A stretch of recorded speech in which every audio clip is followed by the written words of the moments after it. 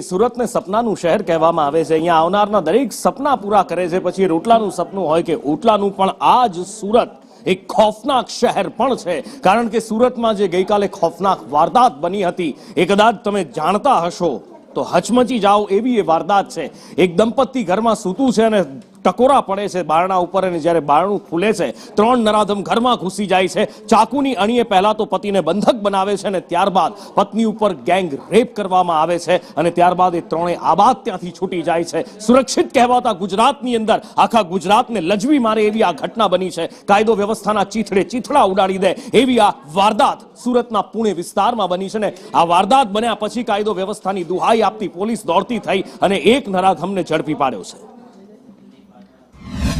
कल रात Poona police station के विस्तार में पूनागाम चौकी में एरिया में गीतानगर एरिया के एक मकान में दो अनआइडेंटिफाइड लोगों ने एक लूट और रेप की घटना का अंजाम दिया है। जो लड़की का बयान है उसके हिसाब से एक सिल्वर की ब्रेसलेट और 1,000 रुपए चाकू की नोक पे लेके उनसे लूटे गए और लड़की के साथ फिर रेप की घटना का अंजाम हुआ है। રાજકાલ